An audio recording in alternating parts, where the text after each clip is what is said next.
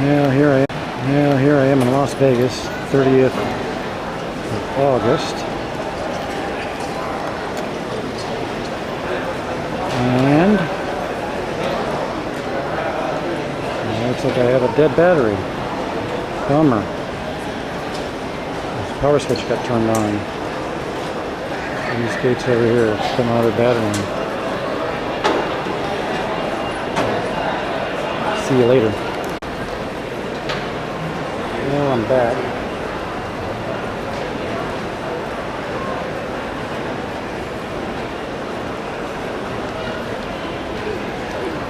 Yeah, I'm gonna sign off now. Race car in here. See you later.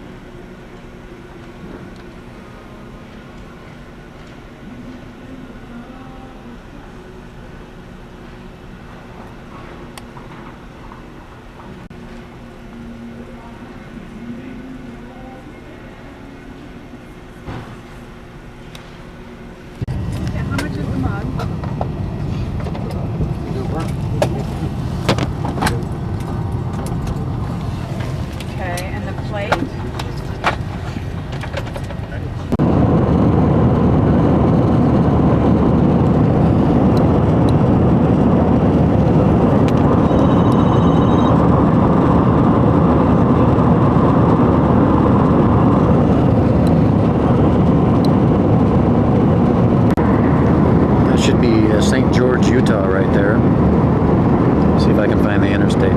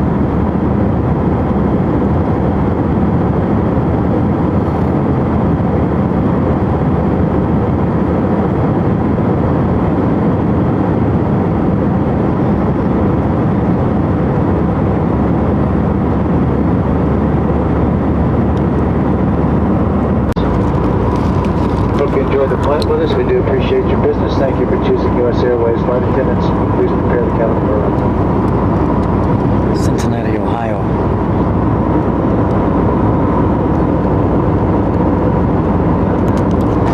Ladies and gentlemen, this does conclude the entertainment portion of today's flight. Flight attendants will be passing through the cabin collecting messages momentarily. If you could please collect, wrap the board around the headsets and pass it to the center aisle. Thank you.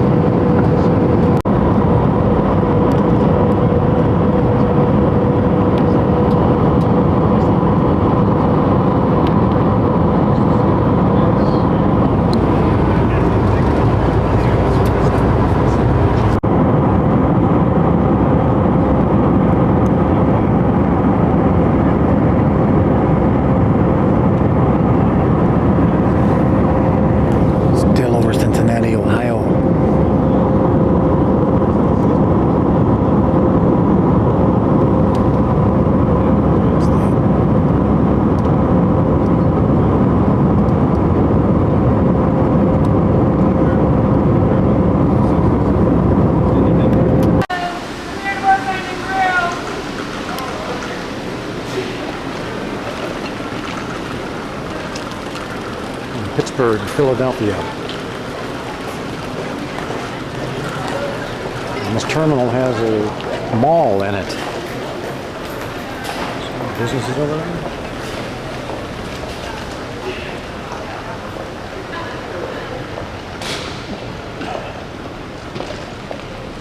Victoria's Secret, King's, Verizon, kid stuff, Discovery store.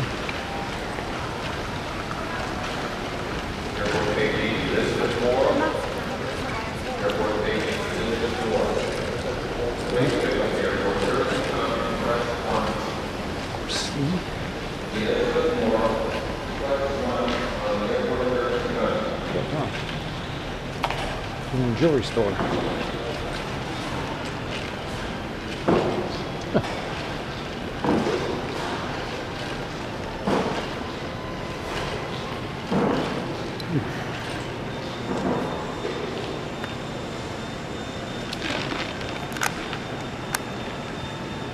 That's a high def TV. Yeah, that sign. Boy, that's clear. Wow. I'm shooting it.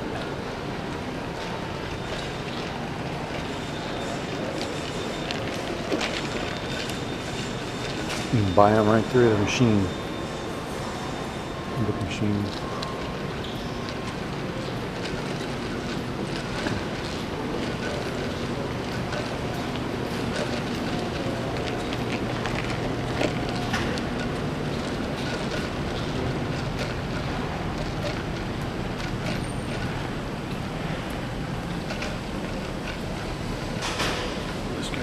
Store.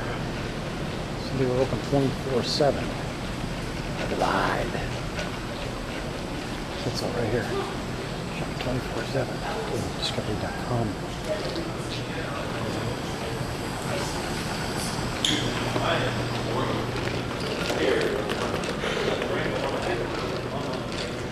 Plane was an hour late getting in here, so we're departing an hour late.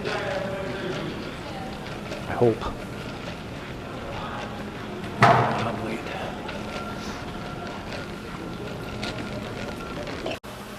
Well, here I am. It's, what day is this? Friday, 31st of August. There is a 31st. Don't know. That's me. Hi, me. This is Skoglund's office.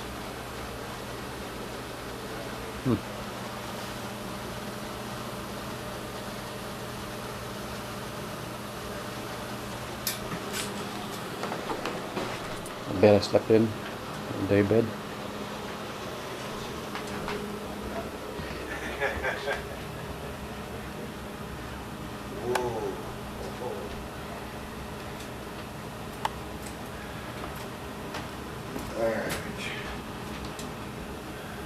Yeah, we ended up with snow there in Sedona, Arizona. We went some better lighting. Actually, that's okay. Oh yeah. Yeah, you had a little snow that day. Yeah, yeah. Well, what got me, see, I had the women out there shoveling snow, you see. Well, I'd be interesting. About 26.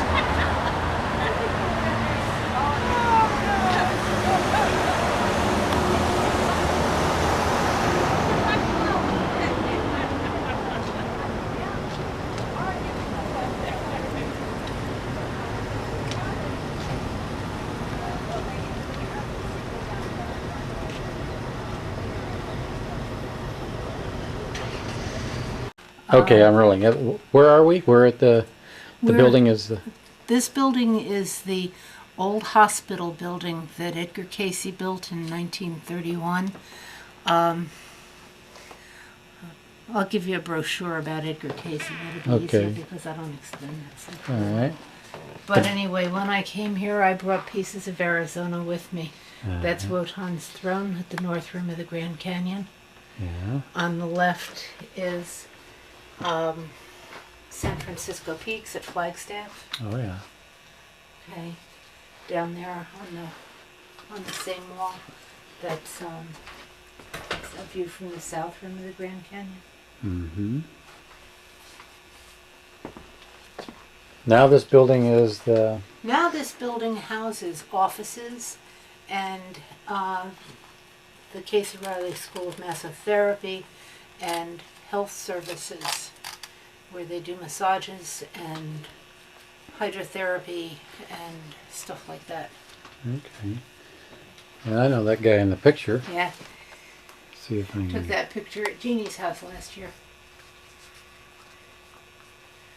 Uh-huh. And the ducks are because we have ducks at home, and they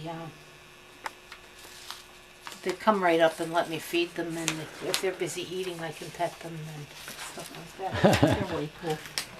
There's your name. Yes. Very good. Yes, it's so All exciting. right. And computer. Yes, the computer. It's a nice little office. I like it. Yeah. This was originally the room where they where people checked in and checked out. You know, what do you call that? Admitting. Admitting, yeah. And the rooms across the hall were patient rooms. This was built to be a hospital. Now, what does the map depict? The Is map that other depicts- offices around the world? Or? Regions and centers around the world. This is headquarters here in Virginia Beach. This is where Edgar Casey was directed to come, and this is where the largest portion, I guess, of his work was done. Hi there. Hi. Can we help you? Yes, I came for a massage. Okay, dear, let me show you where to go. You need the paper going downstairs? Oh, yeah, All right. So tomorrow we hit the road. Where's Virginia here? Well, we're right. There's Richmond. So we're right, just about right here on this map. Well, I guess over the A, huh? I go all the way over there. St. Louis, we tie into Interstate 70. And we go through Kansas City,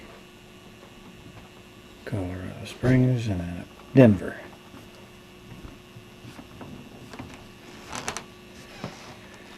And back towards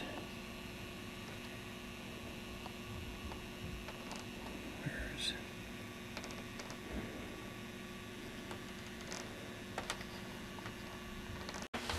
This room over we get an here, establishing shot here. they Looks call like. the Hewlin Conference Room. Hewlin was Edgar Casey's elder son. Oh, He conference room. was largely responsible for getting this building back after his dad died, and for building the new building down below. Is that a picture of him over there? That's a picture of Hewlin over there. Mm-hmm.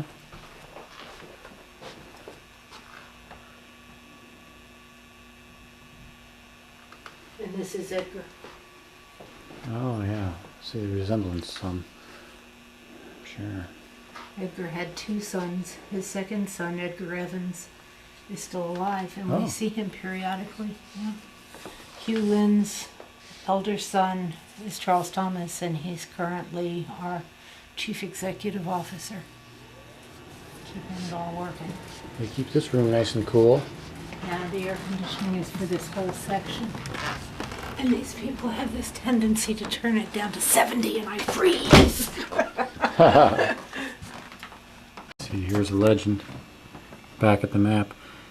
National Outreach Office, Virginia Beach, Virginia. That's Letter us. A. And it's right there. Hi, Nick. You're bringing life to the floor. So you go. When you do your hands. Oh, I'm having an allergic reaction to monosodium glutamate.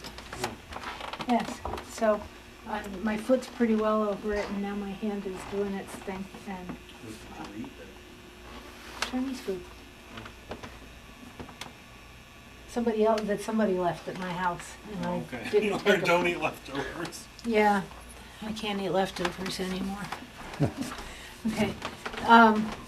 Dr. Bill McGarry and Dr. Gladys McGarry created the ARE clinic in Phoenix using the techniques and practices and remedies given in the Casey readings. Did you ever hear of Edgar Casey? Never heard of him. I have not. Okay, he was a very interesting man. He's let's go down to the main building, Okay. and I'll get you some information after you look out the front. Okay, so we're going to see the view from Carol's office. We come out of her door into the lobby. Lobby, massage tables in there. Fireplace, a little lobby area. Okay, but if we go this way, same side as her office window is on, and we open this door, we get a view of the Atlantic Ocean. Nice big porch. Those were in two sides. Oh, yeah. Well, I see some sand dunes over there. They tell me that back in the 50s, you could see this building from the beach. Yeah. And then in the 60s, there were a lot of hurricanes, and they built the sand dunes. Navy jet. You already knew that, right? Yep, I did. Lots of military in this town. Lots and lots. Yeah. You're telling me how many different branches of the military you think? Well, we've got Navy and, Naval Base Norfolk, Naval Air Station Oceana, Amphibious Base Little Creek, Camp Pendleton, which is a state guard or reserve or something like that. Mm-hmm. Fort Story, which is just up the way here, and that's Army.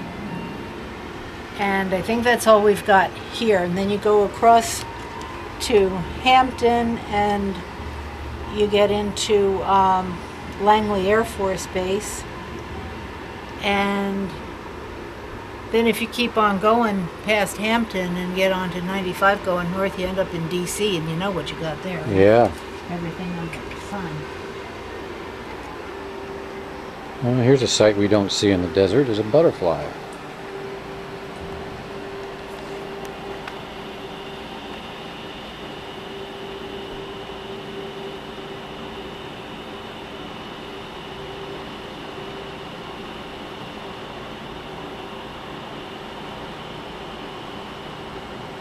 He's sure busy.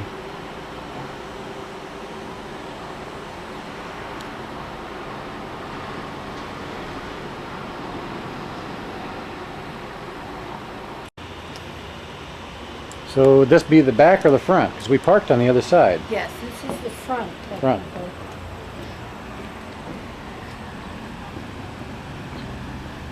It's humid. All this greenery around here. Square of the stone right in the center.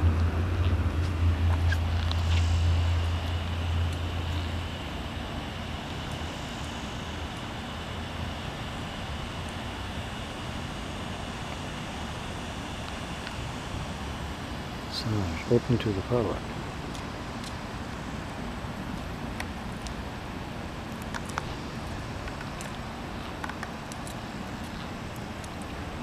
You may have noticed that there's painting on the Yeah, I was going to ask about Okay. that. It's a labyrinth. Oh.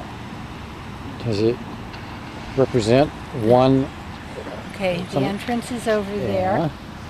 And if you follow it around, you will go through every one of these little Yeah. pathways and end up at the center, and then you go back out again. And what it does is it balances your right and left brain. Well, that's what I need. Go for it. It's really cool to walk this thing, James. It's Yeah. really neat to do. How long does it take to get through there? About 10 minutes? Got that? Yeah.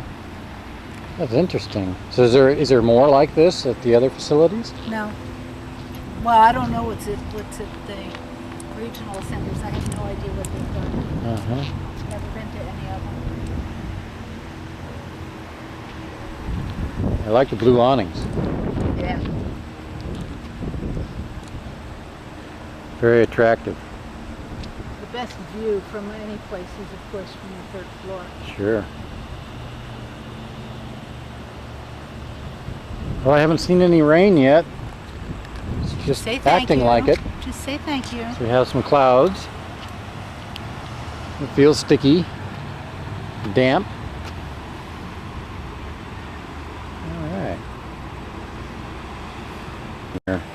We don't have anything like this at home. We've even got bamboo growing over Oh, I see it in the back there, yeah.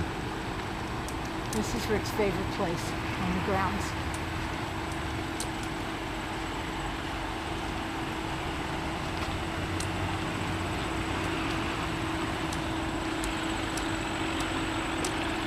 So we're going down to the lower campus now. There's bamboo back there.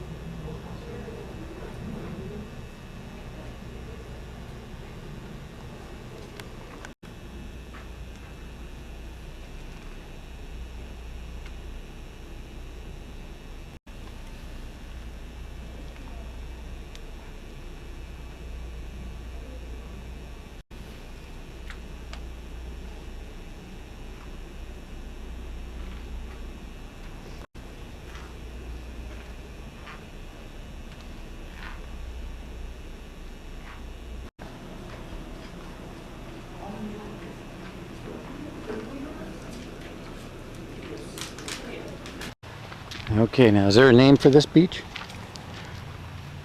No, it's just, we're at 67th Street, and it doesn't have a particular name now. Okay.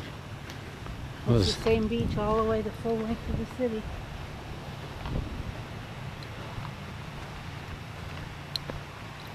I'll go over this little sand dune here. The sand seems finer. Although I got my shoes on, so I don't know for sure. And what I'm used to, it seems finer. Could be from the sand dune though too.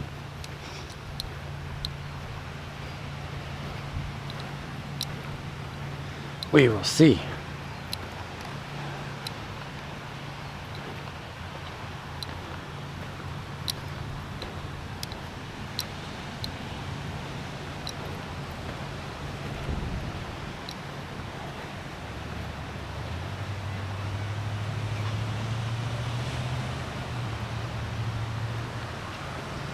There's people out here.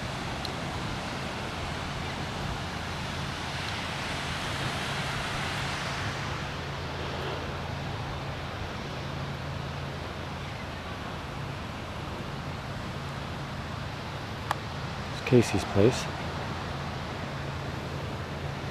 Little beach bungalows. And there's the Atlantic, huh?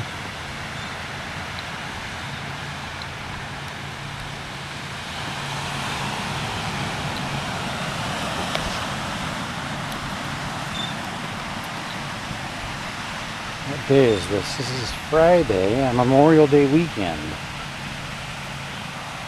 Hardly anyone here.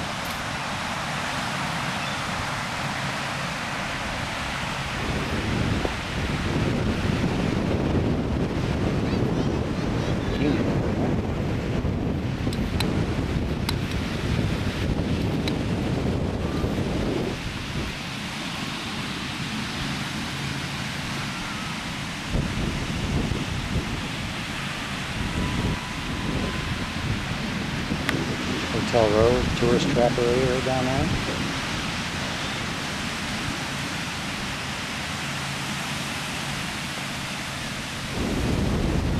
Oil tanker right there, Cinderella.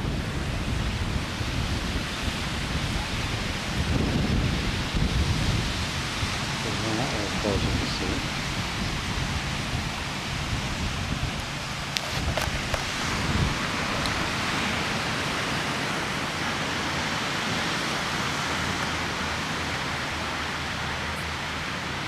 Very different.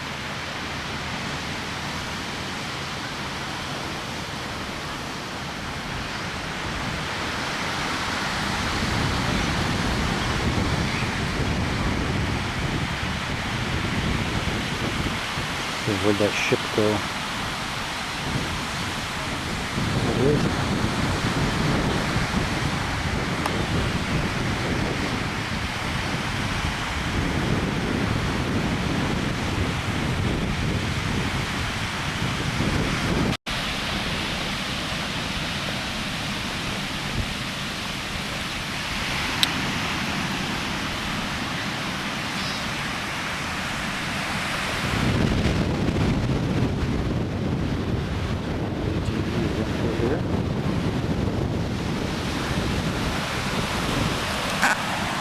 Umbrellas. I see a lot of that.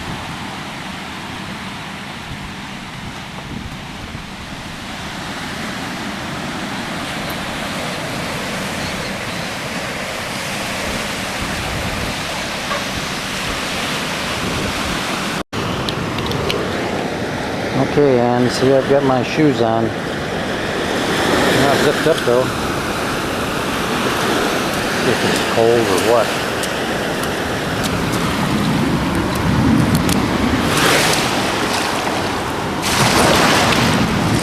Not bad. I like the Pacific. Circuit's lower though.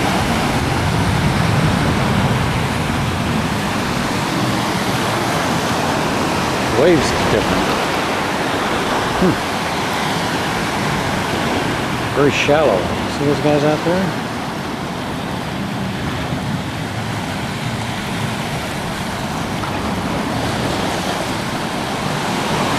Shallow.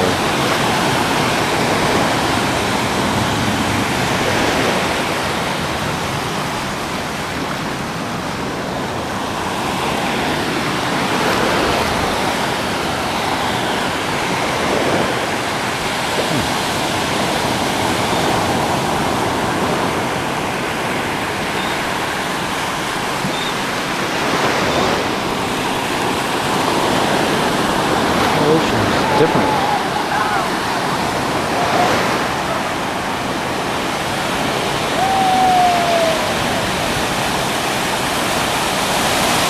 Yeah.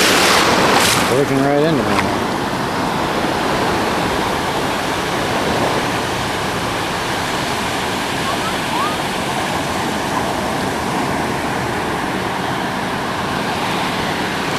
Not really cold.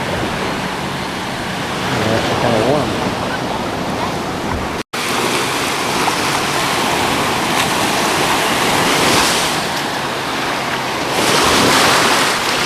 Nice. The water isn't very cold at all. No, the Atlantic is a very swimmable ocean. Yeah. All the way up to New Jersey, even further north than that. You get up around Maine, it gets cold.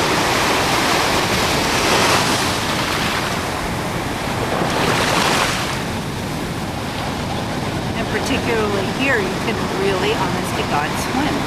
Yeah, you can. You know, not just duck waves and stuff like that.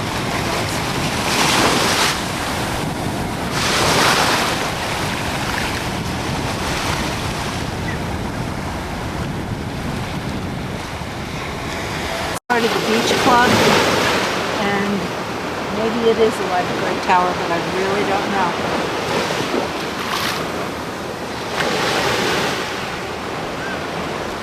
I've been walking along the water here, and there's some fish that are swimming along next to me. I don't see them now.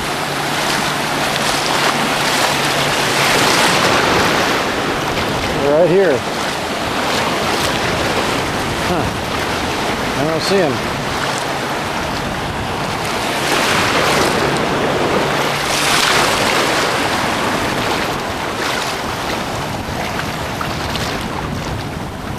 Yeah.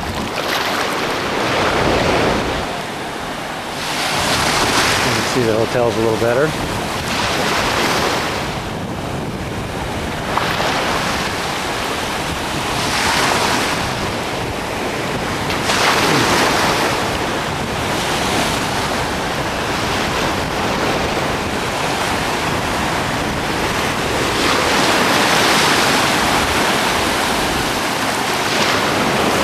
The boats here just like home.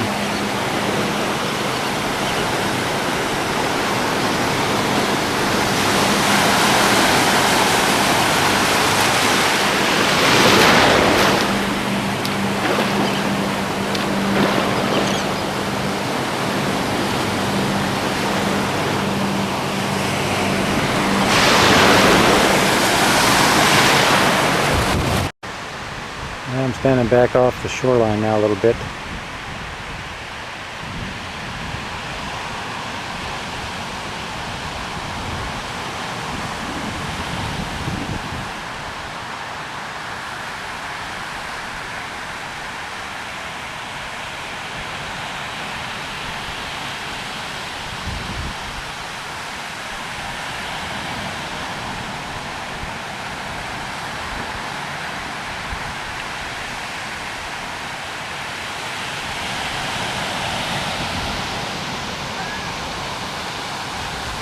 These are catamarans here.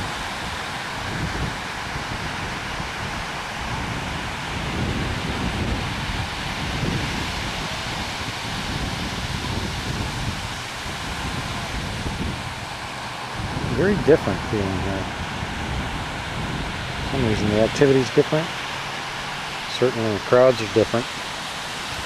There isn't any. It's just very flat to me.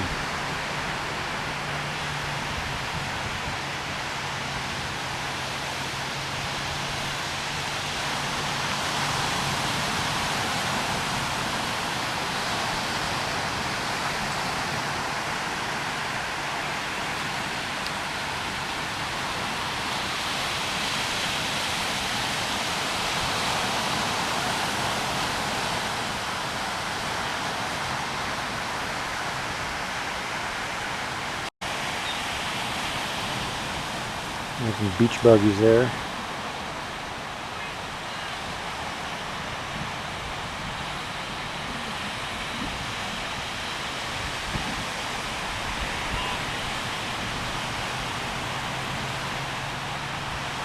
Carol's down there somewhere.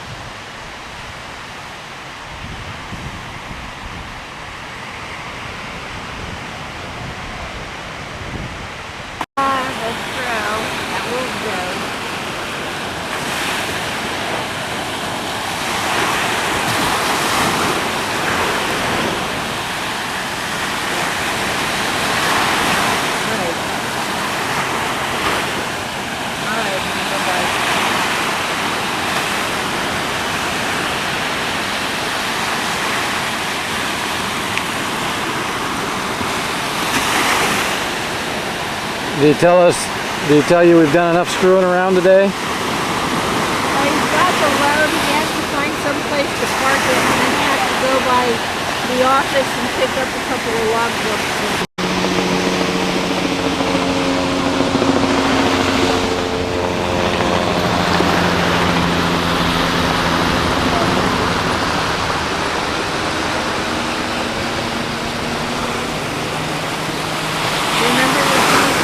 Trailer inspection report. Realize that the paperwork ran coming back through the car.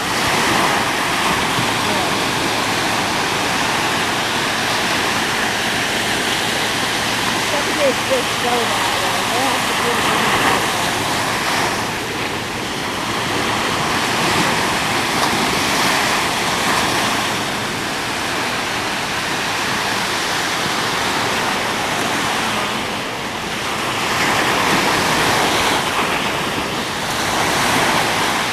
What's it 700 times zoom look like?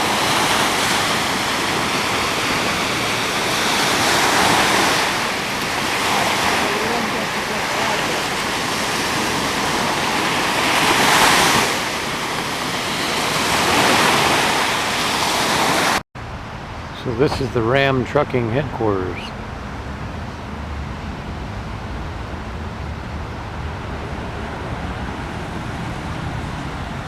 What's the name of that street? That's Northampton Boulevard. Northampton Boulevard. That's Northampton. One word. Northampton, all one word. Elevator.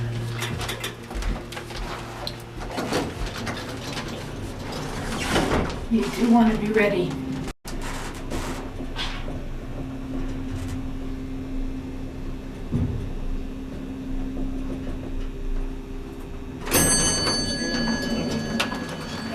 People, you know, Yeah. Ram Transport. What does that stand for? Ram. Richard and Marie. Is that right? Thank you. I'll tell them my thanks. I mean it sincerely. I mean, the guy really went out of his way today, and I do appreciate it. And congratulations, too. He moved up to number 3. Yes, they heard. I heard. I'm so excited. I'm so proud of him. And he's such a novice. Yeah, well, and he's driving for somebody else. That's a deal right there. Yeah. You know? Yeah, it really is. But thank you very much. I appreciate it. This is James, Hey, James, how Hi. are you, sir? and that's Mike. Hi. Nice to meet you, sir. And James used to be in Rick's Boy Scout troop, Oh, cool. California, a Eagles million or- years ago. Yeah. Oh, great. Yeah, I've only known him for about 25 years. Bless your heart. No, I'm teasing. He's going to go with him to Denver. Oh, really? Good deal. Good deal. Yeah. Well, you guys be careful. Yeah, came I'm out sure from we'll talk with you. California to do that. So. Oh, really? Yeah. California? Yeah. What part? Near LA. Oh, really? Yeah. Great deal. Yep. Let's going halfway back. He's almost 3/4 of the way there. I am 3/4 of the way there because I flew out of Vegas. Nice to meet you. Good to meet you too. Bye bye. Thank you, Mike. Take care.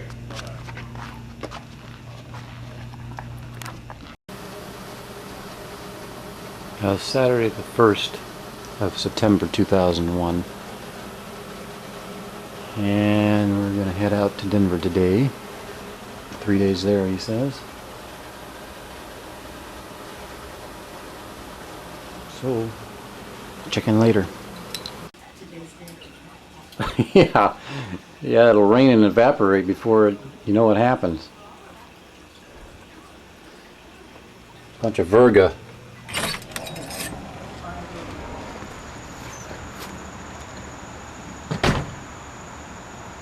Now, see, you got this funny wet stuff coming out of the sky. They're telling me it's rain.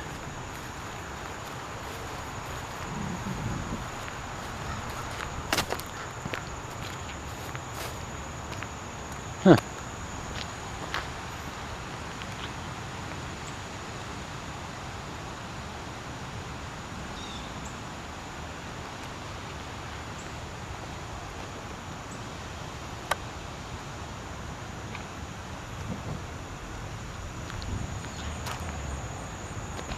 The water's right down that street. There's a boat at the end of the street tied up.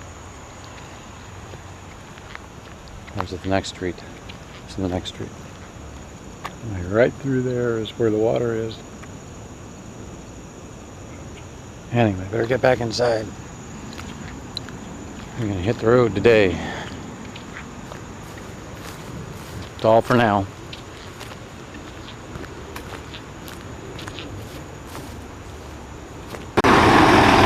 So here we are, still the 1st of September. We're just getting ready to go. That's all.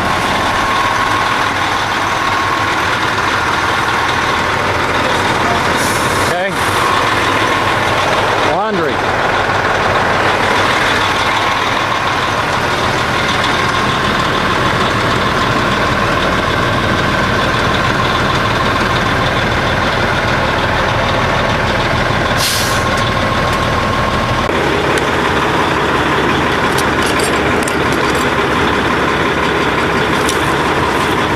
Doing a brig adjustment here. Yeah, I got it.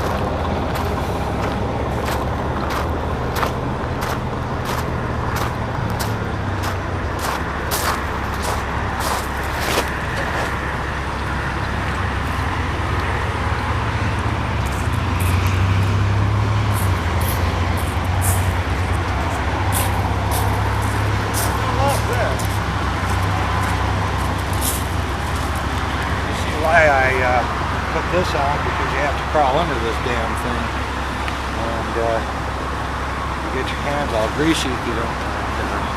Close, yeah. And you get your clothes all greasy if you don't wear your monkey suit. And you can see it's been used a lot. I've got It's been one washed that's, several times and it still looks dirty. Now, this funny thing right here. Okay, the brakes are released on the track on the trailer. The tractor brakes are on. All right. I should get no more than 1 inch travel on this when I pull on it. Any more than 1 inch, all right, they're too far out. they're not going to grab. Okay. And they want them all to grab at the same time. That's the idea. Okay, so I'm going to pull on this.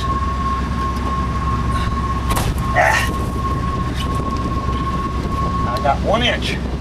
That's perfect. 1 inch. Perfect. Good. Now there's a set of brakes up front. I'm going Same to crawl thing. under this thing To get to them, huh? to get to them. This is the adjustment wrench. All right, now this one, it's this little nut right here that you adjust it with. Okay, is that right there? Now all you do is have to turn it so it's tight and back it off a quarter of a turn. Not hard. Very few drivers do this. All right. Figured they'd want to stop. Well, you read about them on the highways. This is why they don't stop in time to avoid someone who pulls out in front of them. Which is why I was able to stop in time in Atlanta, because before I left Tyler, Texas, I crawled under here. I haven't pulled this trailer before. Okay, but the other trailer I had, the one I adjusted, I'd pulled it since the 11th of August. I had it for almost 3 weeks. And I adjusted it, twice adjusted the brakes on it.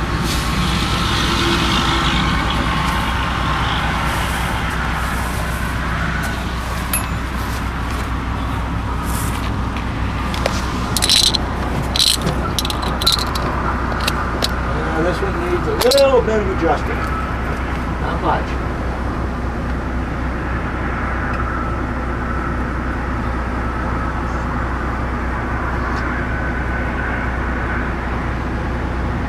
Not far out. It's off maybe a ½ inch.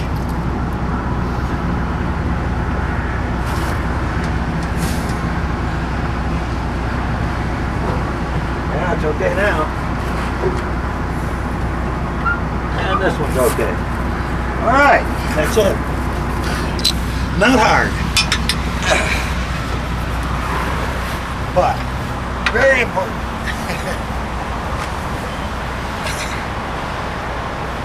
Oh, woo. Okay.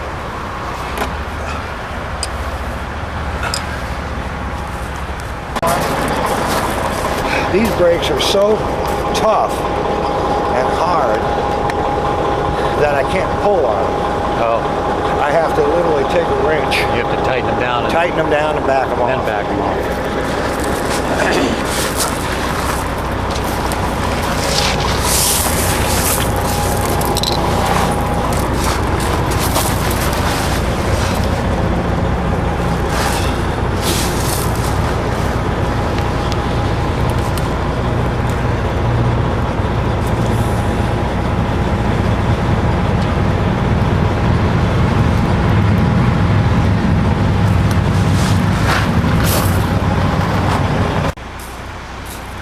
Okay, we're going to see the load. It showed me some nails sticking down out of the bottom of the bed.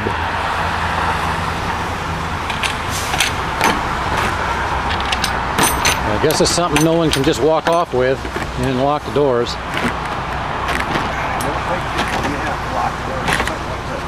I had beer or whiskey in there, which I do alcohol. Yes. Bottle of water. They come right open, don't they? Oh, yeah. You got to pull on both of them at the same time. Sometimes. There we go. Yeah. Oh, shit, we're practically empty. Right.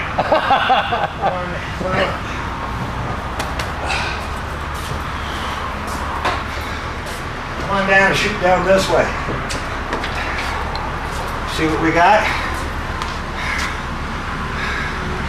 1 times 5,000. That's 5,000 pounds feet. each roll. That's pounds, huh? Yeah. That's 15,000. Yeah. I don't know how much these weigh, but they're probably very close to it. It's like wire. It is wire. That's what you told me about. Now, these are secured and approval with DOT. You know, they're locked down. Yeah. If they shift, I still get blamed for it. Just like being a pilot in command. Yep. It's your Bottom ass. line is the buck stops with you. It's Right. bullshit. It's Right. pure bullshit. Well, this is a new trailer, isn't it? With a 53 foot.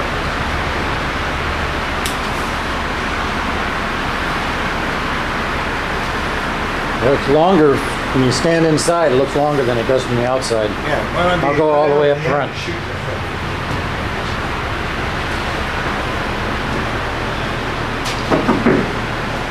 Now this gives you an idea. We have on board 49,000 pounds worth of wire. Our gross weight with fuel, full fuel tanks, is 79,560. We're Yeah. allowed to be 80,000. So we better watch what we eat. It might be over gross. We don't want to eat any heavy meals. Yeah. Everything light.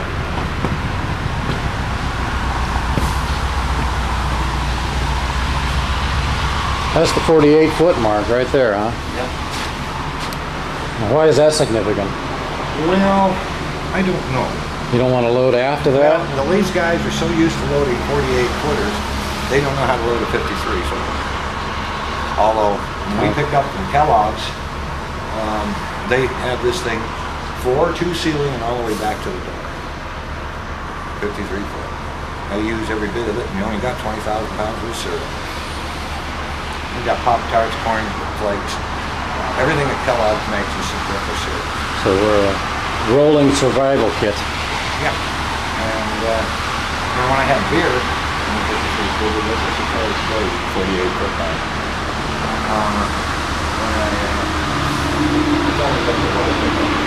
Anyway, Okay. our pre-trip inspection is that's it. That's it. Okay. My door is locked. Can you unlock it from your side or not? You want me to crawl over?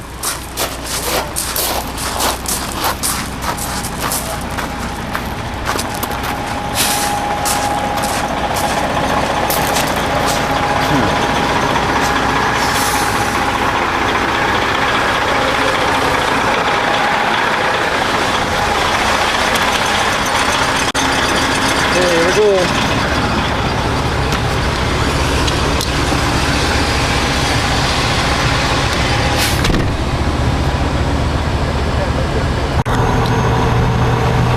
Okay, everybody, this is what rain looks like. From a truck. We just got on the interstate, started our trip. It was an Interstate 64, huh? We'll be going on. We just got on. Actually, we got on 264 to transition to 64 towards Richmond. It's a transition road. We never really got on 64, 264. 264 is over there. We're Okay. we do want to get in here. Come on. Yeah, we're still in Virginia Beach, Yeah, we'll be going to Norfolk. There's the Navy over there. 1, 2, 3 carriers in there. They own 6 of them. 3 of them are here. You can't hardly see them.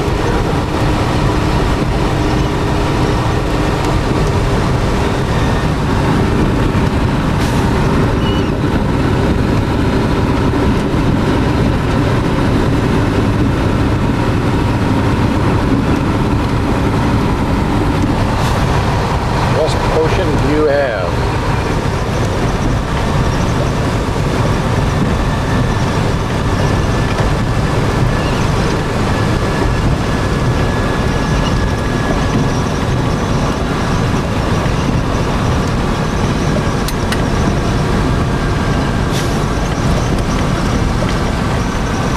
The reason we're slowing down is not because of congestion.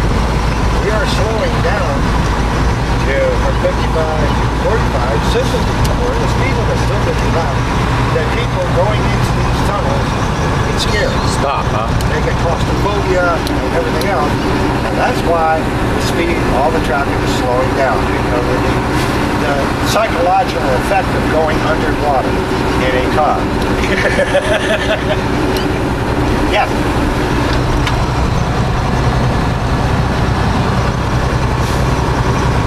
Hampton city limits.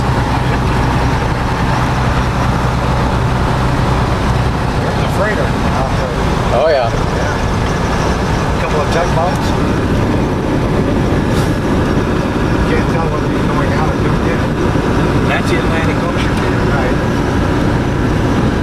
Right here, in this stretch of water, is where during the Revolutionary War, several sea battles were fought between the colonials and right here, where this bridge is, this island coming up, and that headland over there, is where all the battles were fought. In this area, right here, sea battle. The floor here is full of old sailing ship, tall ship wreckage. I bet. All through there, like hundreds of them during the Civil War and during the Revolutionary War. This was the main battle, sea battle, right here. This is where it all happened. Fort Sumter, not too far up the coast. Oh, say, can't you see? By the moment, really light. Okay, do not change lanes in the tunnel. All turns to the right. Here we go. Underground, underwater, yes. Hold your breath. We're going underwater. Whee!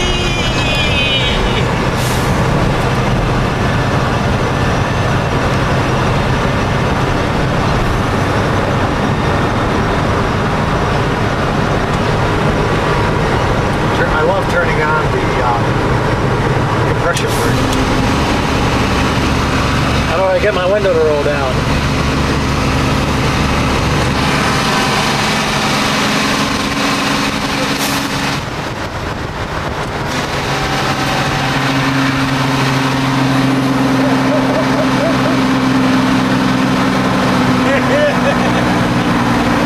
Yeah. Hell of an artist, isn't it?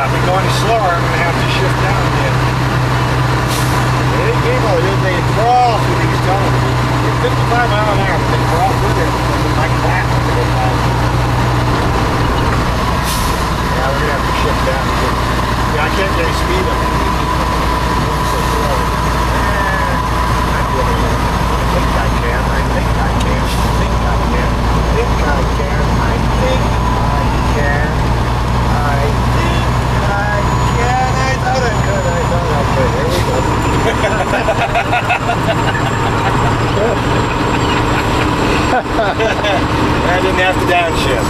I was within 50 RPM of downshifting. Yeah. We got to the crest and went over the other side. Down, second right. This has all been rebuilt, and it's this is where Cornwallis surrendered right here to Washington. Everything here. They got a recreation of all the scenes. Lots of history. When your kids get old enough to appreciate something like this, you want to bring them here. I brought Gina and Greg here when they were 14 and 12. Gina was 14, Greg was 12. And I took them through all this stuff. I remember seeing the slides. Yeah. And we did the history tour. This whole area.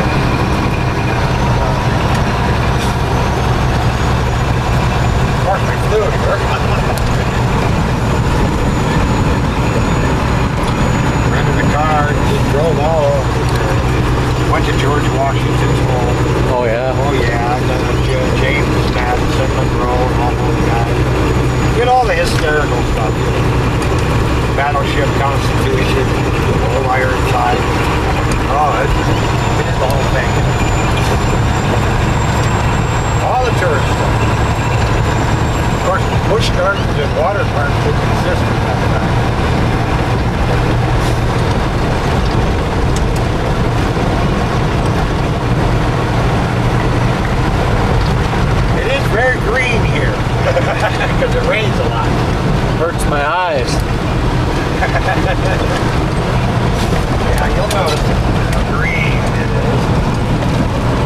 51 miles.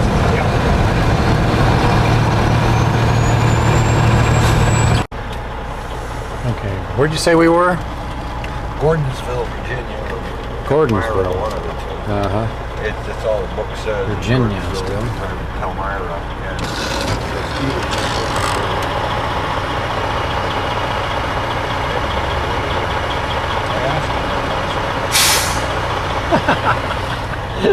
He asked him, I got two different answers. Look at this. There's a bunch of wild animals out there in the grass.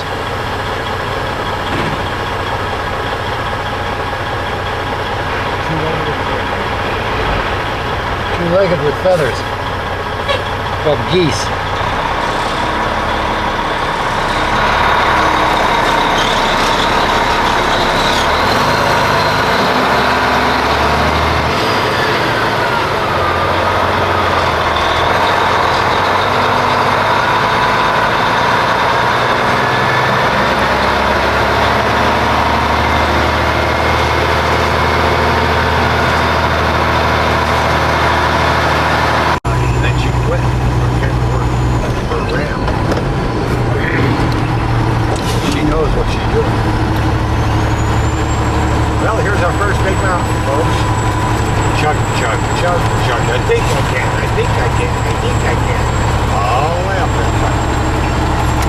These are the eastern mountains I hear so much about. Yeah. And I just kind of... the ridge. Yeah, this is the upthrust ridge that goes all the way down into Georgia.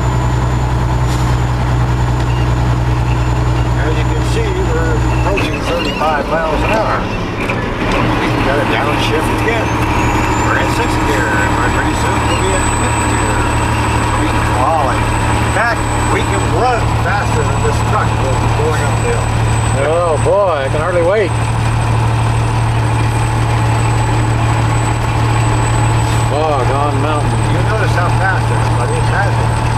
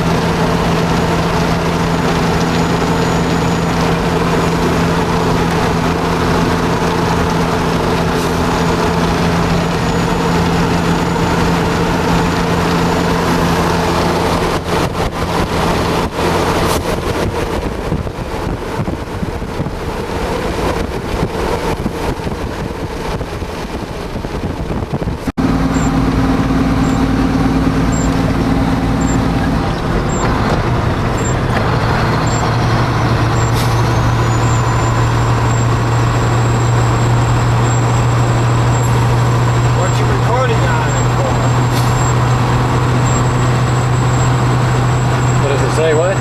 Why are you recording? Oh, just because of the interchange. Oh, Lexington. Lexington, Goshen. Yeah, we just lost 81 behind us. Okay. DMI. Famous DMI. Oh yeah, Virginia Military Institute. What was his name? Went there to DMI. Was there for a year. Decided this sucks.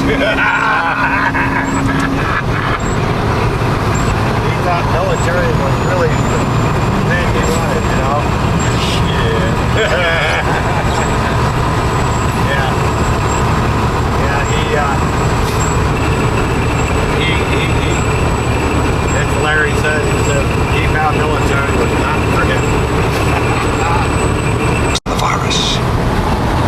Sophia had insisted that General Kielberger reveal the virus and enlist the aid of the Centers for Disease Control and the other Level 4 installations worldwide. He'd been reluctant, but finally acquiesced and sent off full memos and blood samples to the CDC and all the other Level 4 labs around the globe. Now the first of the reports were coming in from the other hot zone labs. No progress. Everyone agreed it seemed like a hantavirus, but it matched nothing in any of their data banks.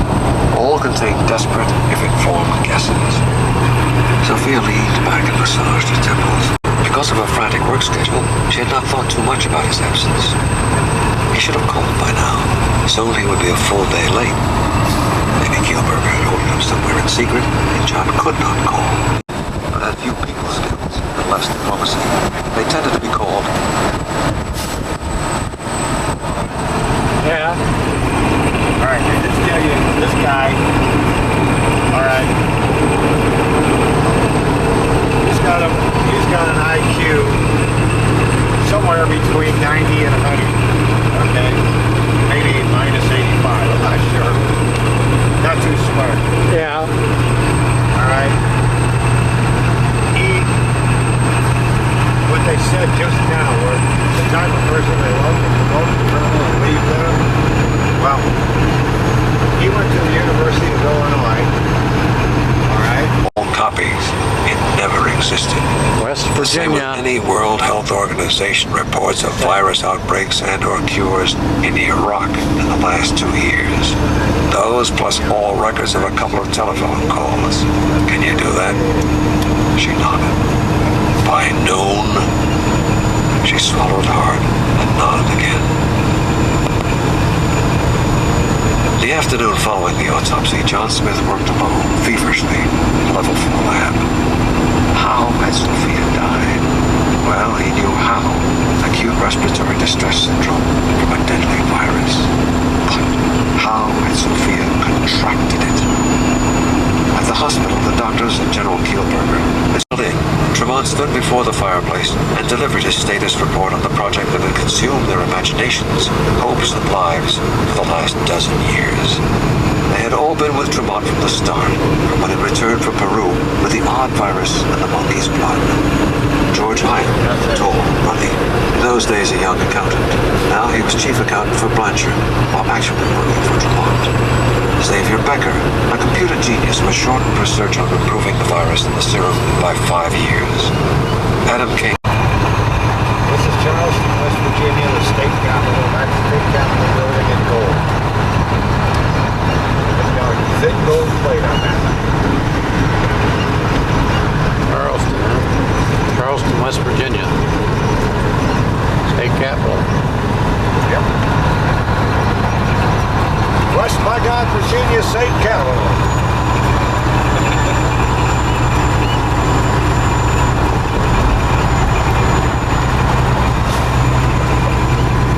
Nestled in a little valley, surrounded by hills, with a smog problem. Gee.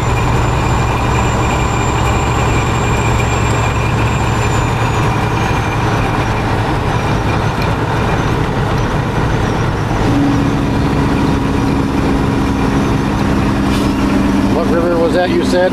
There's a river over there. We crossed it. Oh, hell, I don't know what river it was. I just pay attention to the bridge. I don't know what river. Oh, okay. And the Palma Booker T. Washington. That's it. You know, anybody that spend that kind of money on, you know, on a state capitol dome that's made with gold, I mean, you know, come on. That's kind of pretentious to me. And a waste of taxpayer money.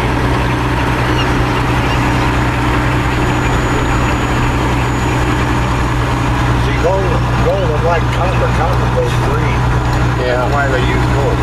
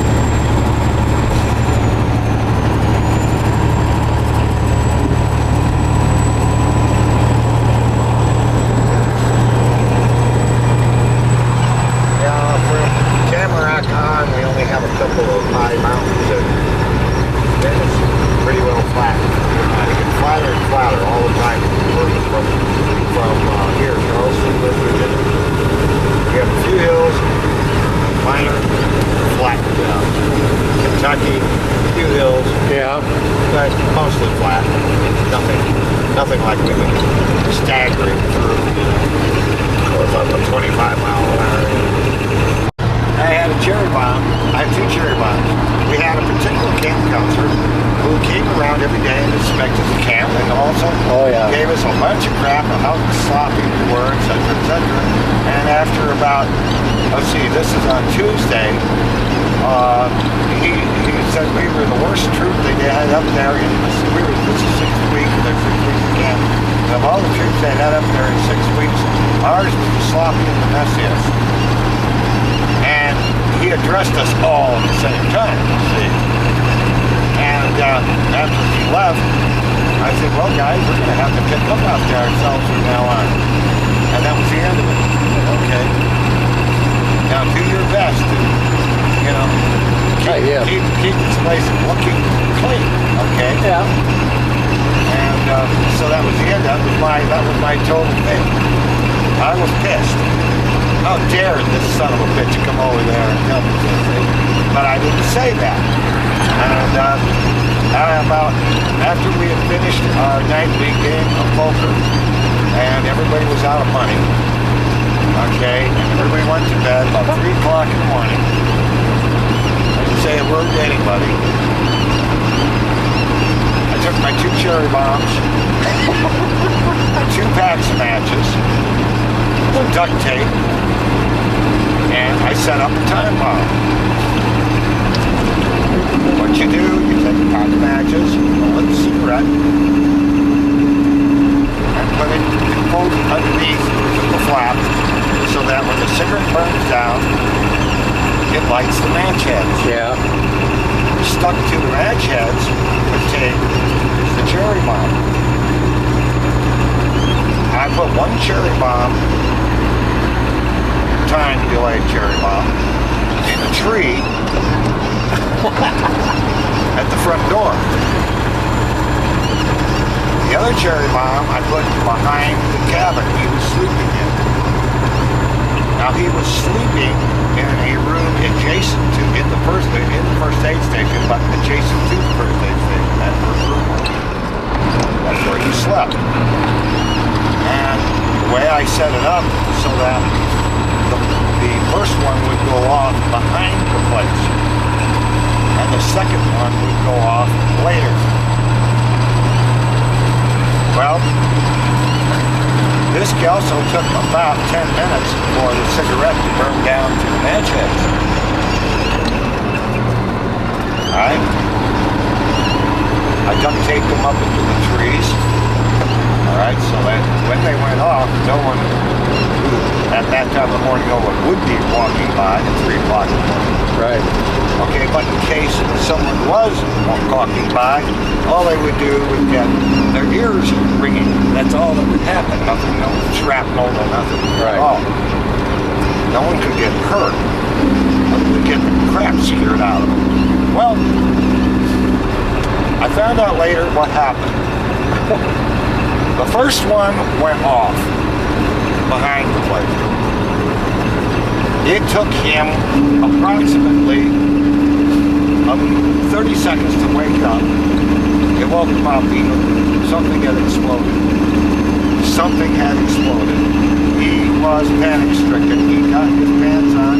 He got his shoes on as best he could without socks, and came barreling out the door, falling down on the step, picking himself up, looking around just in time for the second one to go off right over his head.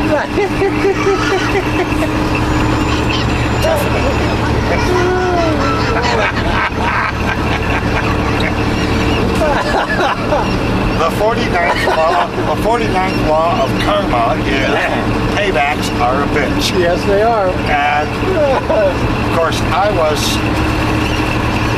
up out of my bunk. Said to Larry, boss, what was that? Didn't you hear an explosion?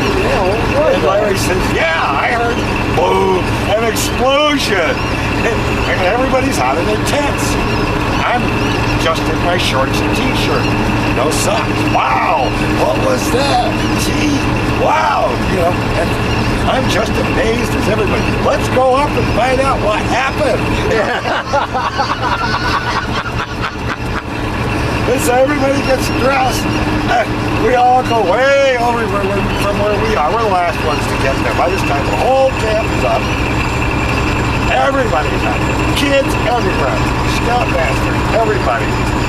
The entire staff is up. And someone finally figures out from the missing bark on the trees, all right, with their flashlights and their bark laying down. This guy said he was showered with bark and his ears were still ringing because he was standing right underneath it perfectly. That someone had let off a big firecracker. I'll say. And it was aimed at this guy who had the rope in the ass. Nobody liked it. And that this was a payback for the harassment that he had given everybody about their campsite, not just us. Okay, he was not popular with anybody. Okay? Right. I mean, there was no troop up there that did anything worth the crap, so as far as he was concerned. Didn't meet his expectations at all as to how it should be nice and neat and orderly. He found something wrong with everybody's campsite. He never said a word on inspections after that. In fact, they relieved him of inspections after that and gave him other duties to do, but not inspections. Yeah. And they kind of guessed why he had been bombed. And that was the end of that. Now, the only one that ever figured out that it might have been me was Mark Sterling. Because he knew, and Greg knew too, that I had cherry bombs. I had quite a stash of cherry bombs that are all blown up now. But, very effective. And of course, I was, everybody, you know, they're trying to figure out who did it. Who did it? Yeah. Remember Mr. Roberts? All right, who did it? And we're gonna stand here all night. That was one of the things that happened. You guys are gonna stay here all night. Now, what actually did it? Yeah, I said, let's go back to bed. I said, I think it's over now. We all, hey, you guys, where you going? We're going back to bed. You're staying here. Good night. Let's go. We all just turned our backs on them and walked away. You know, what could you do? And they suspected me. I don't know why, but there was somebody up there who knew me and knew that I had cherry bombs. Greg and Mark Sterling. And so, the canoe troops down the river, we had one. Yeah. So they'd heard stories, you know. So, do you have a cherry bomb? Cherry bomb? What's a cherry bomb? Yeah, what does that do? What is a cherry bomb? I don't have. And, so they're talking to all the other kids, and yeah, he was here when it went off. In fact, he was in bed. Well, did anybody see him? No. In fact, he was in bed when they went off. Larry Ross woke up on the first one, and I did too, and we're both when the first. He says he was right next to me when they went. See what they're trying to do? They know it was at best, okay, that the fuse has got to be at least 30 seconds to went on at the maximum. Yeah. How in the hell could he have got way the hell gone on the other side of Ogden Valley Scouting Camp? Right, we were always in the Gold Strike camp. The Gold Strike. We're Half about mile from everything. down. I mean, it's a 10-minute walk, 5-minute run. How in the hell did he do it? How the hell did he do it? And they still hadn't figured it out. Okay, they knew somehow that I either had supplied them or had done it. They suspected it. Yeah. But because I was where I was when they went off, and I had 35 witnesses. Yeah. I mean, every one of them, no, he was there. He was there when the second went off. We were all out of our tents when the first one went off, and it took about a minute for the other one to go off. He was there when the second one went off. How could he have done it? That's great. Yeah, I like that. It was so beautiful. And they had never seen movie Stalag 17. In Stalag 17, that's exactly what the guy did to blow up a German ammunition plant. He took a cigarette and a pack of matches, put it together and threw it out the window of the restroom into an open boxcar. The boxcar caught on fire. And the whole damn train blew up. Yeah, that's right. All right. That's right. So that's where I got the idea of a time delay. Now, if they'd seen the movie Stalag 17, they could have put two and two together. But no one had. And at that time, it was an old movie then. Yeah. So, consequently, with all these young staff people there, having not seen the movie, I was pretty safe. Yeah. And so I enjoyed that. And that's the end of the story. You can turn off the recording. Okay. Cut.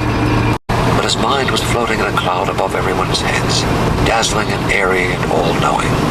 Part of him knew he'd been too long between doses of Midorol, but the rest of him did not care. He was annoyed. All this is absolutely ridiculous. Cops and robbers, really? I assure you, Earth does not have enough gravity to hold us. We are infinite. Infinite! Watson raised his fist, but Victor Tremont held out a hand. No, not yet. The medicine he got at the pharmacy where Maddox found him is Midorol. I'd say he's off the medicine and irrational. Administer a dose. We'll soon come back to reality. He'll then be able to recognize he's in danger, and we should be able to get what we need from him. Marty was singing loudly. Al-Hassan popped the Midorol pill into his open mouth and clamped his jaws shut to force him to swallow. As Marty choked slightly, Al-Hassan brought a glass of water to Marty's lips, and he swallowed. In minutes, his vocalizing faded, his bright eyes turned quiet. Al-Hassan walked around to face him. So, let us begin again. Cowering, Marty looked up to the Arab. He appeared evil, so did the other man, the tall one. Strangers. He wanted to make them go away. Wait, Iraq. Good. He was in Iraq, but now he is back in America. Where will he go now? I don't know. The Arab cursed and swung his fist. Pain exploded in Marty's head. A great wave of black rolled over him. His head fell forward, and he slumped in the chair. Victor Tremont scowled. Damn, he's unconscious.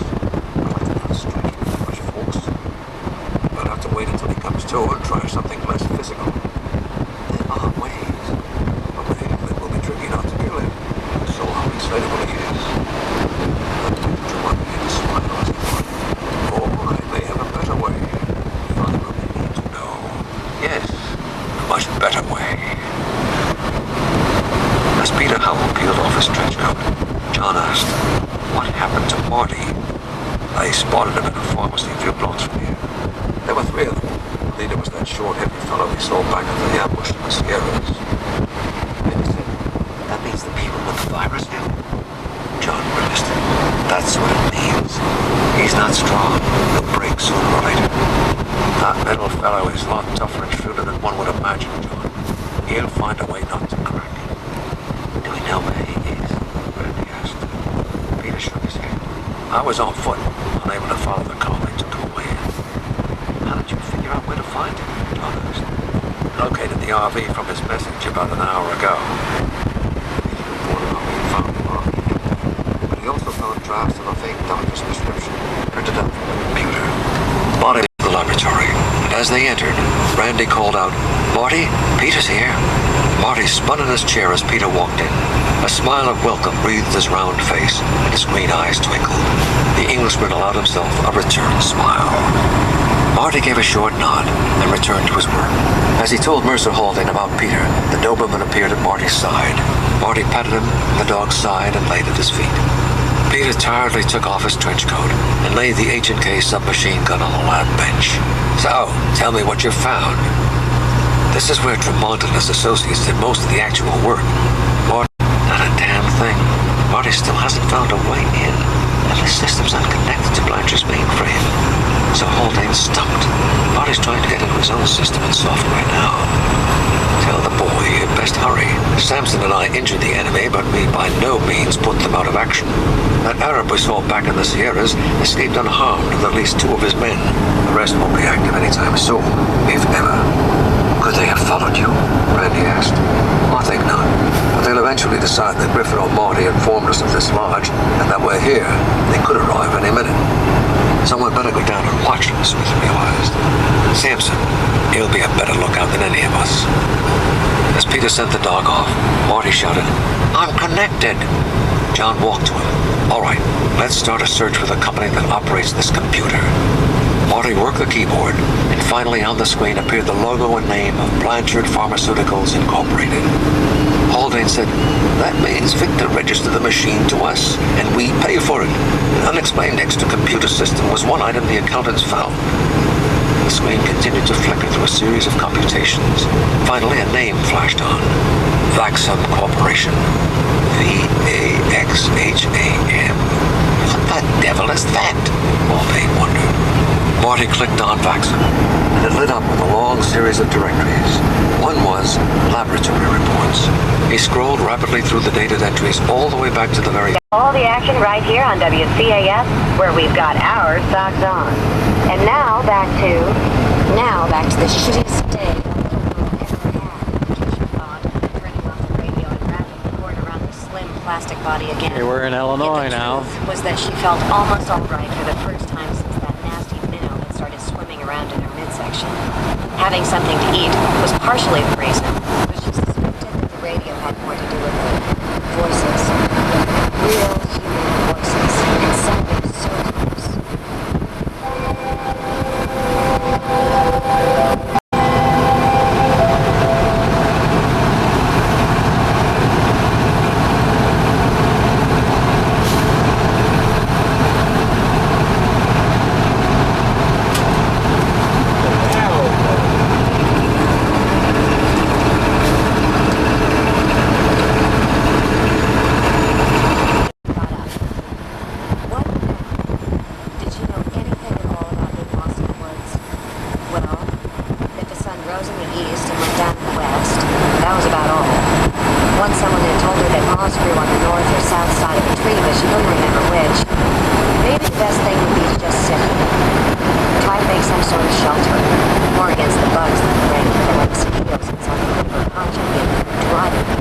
Almost run off the edge, oh stupid Nick that she was. The bluff would lead her in one steady direction, and sooner or later she'd find all that loose Interstate wet rock. 64 westbound. Still, it was also 110 miles to St. Louis. If she started to slap. Yeah, this is Illinois. Parts of it that do have trees. Not many parts of Illinois do have trees, but this part does. And you will occasionally see a deer laying a head on the side. There's a lot of deer roadkill along here. We used to go fishing here in this area. And it's usually rivers are all muddy. That's the way it is here. Yeah, they're muddy, all right.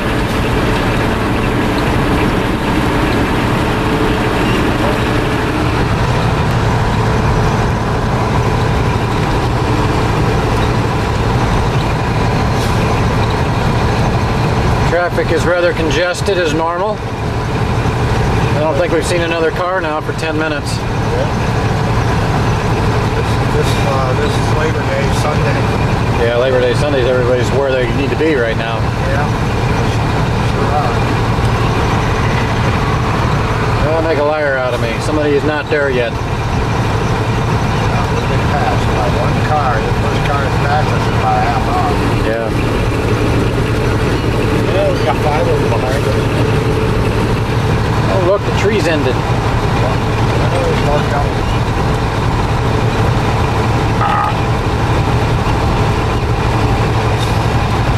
That was not the air horn. Well, not the air horn on the truck anyway. Yeah. Hey, there's some cornfields. Now we're in Illinois. There's Illinois for you. Yeah.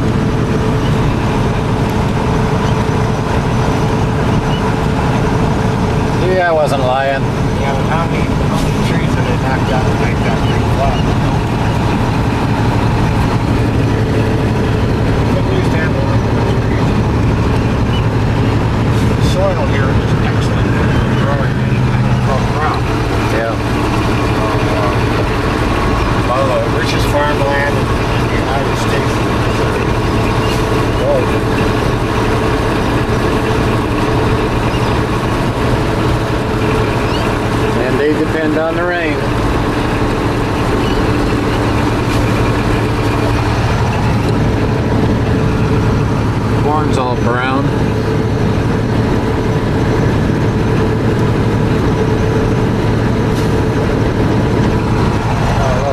vision again.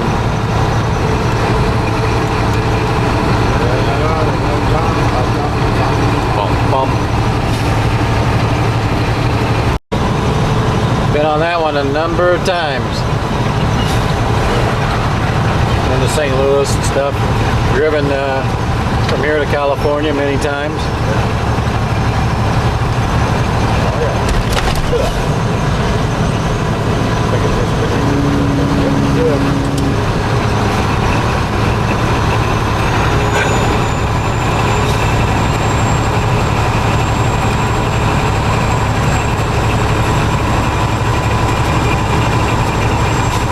Yeah, this is the section, the little short section, 57 and 64 run together.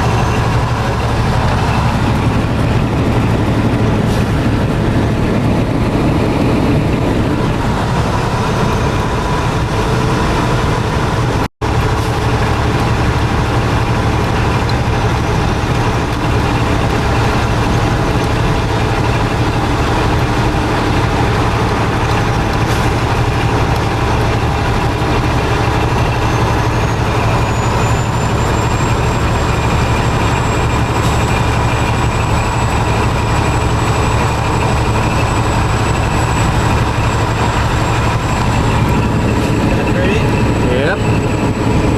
You got it.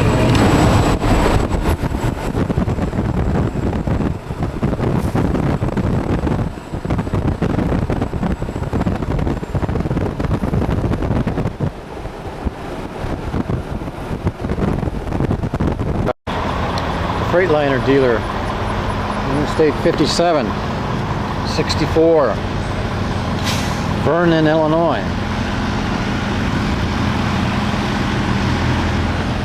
Hear them bugs?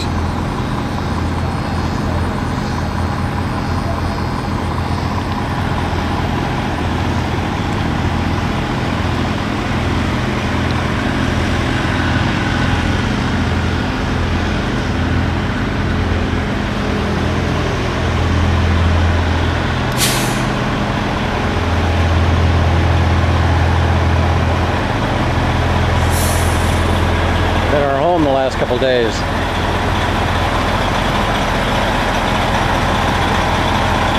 Right back on the TV set.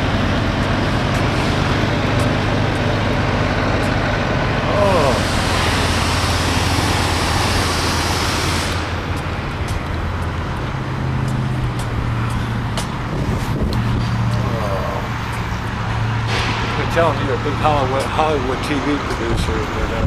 Yeah. You're going to make a documentary. We're documenting the service centers of Freightliner around the country. Yeah. See how they treat the average The truck. parts they have. How they the parts and how they treat the average driver. What kind of special accommodations they may give. Be on the Discovery Channel. There you go. Discovery News later. Free publicity for Freightliner.